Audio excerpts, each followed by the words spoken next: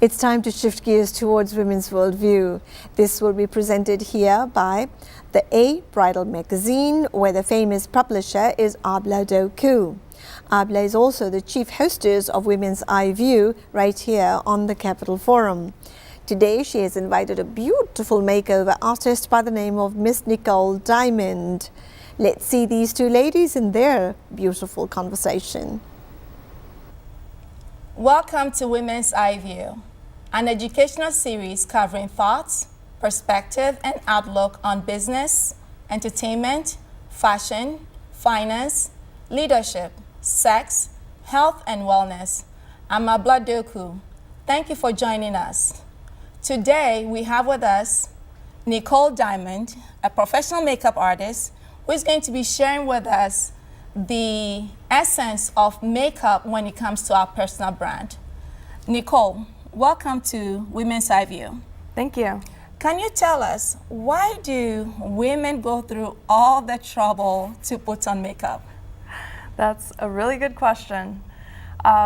First, more of a surface reason, people wear makeup to hide certain imperfections that they have.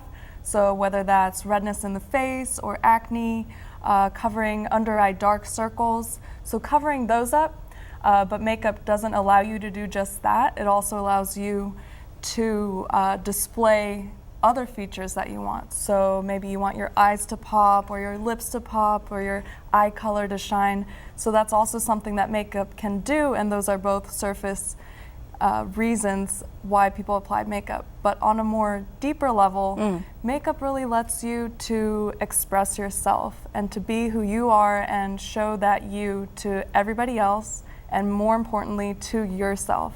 It allows you to change how you view yourself, and in effect that changes how you carry yourself, how you talk, how you carry yourself throughout the day, and allow you to solve certain problems and interact with certain people. It can really boost your confidence, and you know, we all have some of that negative conversation going on with ourselves, and I believe that makeup allows you to change that conversation and make it more positive, which can affect your life in a more positive way. So ultimately, the makeup is a part of who you are, and you showcase yourself to the world based on what kind of colors you choose, how you wear your makeup, what you decide your eye colors should be, and all of those things play into who you are as a person. So now, before you go to put on the makeup, I assume that it's very important that the skin itself is in top shape, because you can only cover so much. So what can women do in order to prepare their skin to be ready to put on the makeup so it can look flawless? Yeah, I definitely recommend taking care of your skin as a #1 priority, instead of trying to cover it up with a multitude of different products. So, you know, that's really just taking care of yourself. So are you staying hydrated, eating healthy, exercising, of course, but one simple thing that you can incorporate into your routine without completely changing your life is applying moisturizer in the morning, especially with some SPF in it. I think that's really beneficial because it allows you to be protected from the sun, amongst other things. What are some of the misconceptions that people have about makeup? That's a good question, because there are a few misconceptions that I would like to address. Sure. The first one being that people think that wearing makeup makes you vain, and I think that's completely false. You know, sometimes people see somebody with a lot of makeup put on and they'll say, "Oh, that's fake," but I think that's far from the truth. I think that putting on makeup allows you to be your real self and be more comfortable. It gets you ready for the day. So for myself, for me to be ready every day, to be prepared for whatever I have to do that day, I like to have my hot tea in the morning. I need to have my breakfast, otherwise I'm not going to be in a good mood. I'm not going to be my best self. For other people, it might mean taking a shower or doing their hair. I have to put on deodorant in the morning, otherwise I'm not going to feel comfortable with my body, or I'm not going to be comfortable raising my hand or moving how I want to. So I think the same applies to makeup. You don't if you do want to apply makeup and you feel more comfortable with makeup on your face, then I think that is something that you should incorporate into your daily life so that you can present yourself in a way that you want to present yourself. But then again, there are a lot of people that do not wear makeup, and if that's how you feel the most comfortable, then I think that's the way that you should continue. And honestly, I'm a little jealous because that's extra time you don't need to spend on yourself. on makeup. And that's a very, I never thought about it that way, that we all do different things to feel comfortable. And part of the reason why women wear makeup is because it makes them feel comfortable and makes them feel confident. Yeah, it's for you. Yes, it's for you. And I guess that's another misconception, is people think it's for other people. No, it's really for yourself. And I also had some other misconceptions that I wanted to point out. Sure. Another one is that a lot of people think that they need all the products. We're led to believe that we need a different product for every section of our face and every layer of our face to get our perfect look. And that's just not the case. I mean, you know, like highlighting and contouring, that's really in style right now, and everybody's doing it. But some people think that they need to get the highlight and contouring set. And again, that's not the case. You probably, if you have any makeup at all, you probably have what you need to get your highlighting and contouring done. For example, you can just use eyeshadow. Really? Yeah, shimmery eyeshadow. Okay. If it's lighter than your skin tone, you can just apply that as highlighter. Or if you have a foundation or any powder that's 2 shades darker than your skin, you can use that as contour. Another good example is instead of getting an eyebrow pencil or even eyeliner, you can substitute that with eyeshadow as well. So you don't need a whole lot of things, a whole lot of tools. Yeah, you don't need a whole lot of tools. You don't need everything. And another misconception I wanted to point out too, in relation to that, is people think that there's only one way to apply their makeup. And obviously, some of the examples I said can lead to that, but yeah, because a lot of people have asked me, you know, what's the correct order to apply this makeup, or what should I be putting first, or what else do I need? Am I doing this wrong? You know, lately I've been seeing a lot online, you know, the top things not to do when it comes to makeup. Yeah, what not to do. Yes. And I think that if you are doing something on that not to do list, but you like what you're doing, and it works for you, because there's so many different types of faces. I mean, everyone has a different bone structure, a different skin type, different skin tone. So there's not one thing that works for everybody. So if you're doing something that works for you, then I think you should keep doing it. So if it's not broken, don't fix it.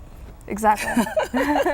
So do you think, since we're talking about personal brand and branding yourself so that people can relate to you in a certain way, so every time they think about Nicole, they are thinking about, I'm seeing your lips, they are pink color, and I'm assuming that's part of your brand as well, Nicole Dimond, right? And so when a woman is trying to figure out their makeup style, is it important for them to consult with a professional makeup artist, or is this something that they can figure out themselves through trial and error?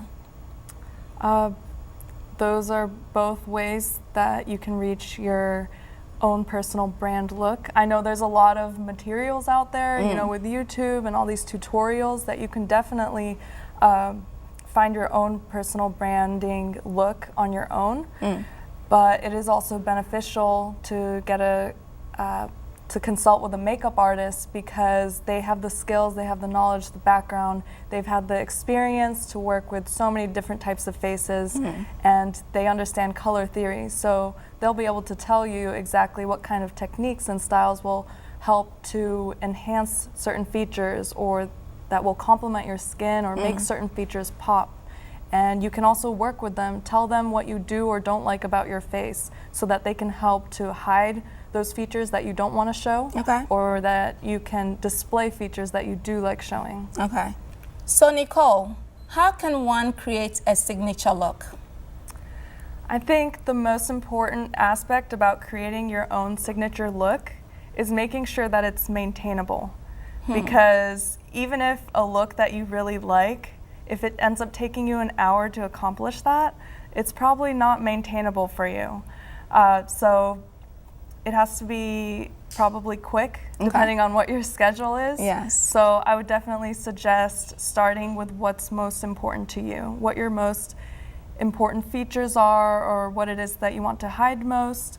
Maybe that means just filling in your brows or doing your lips or putting on foundation. Just start with whatever is most important to you to help build your signature look, and stick with what you like. I mean, you can experiment and try different looks, and if you like something, then keep going with it. And the more different it is, the better, because that's your signature look.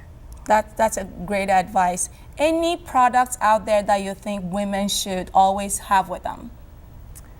Yes, so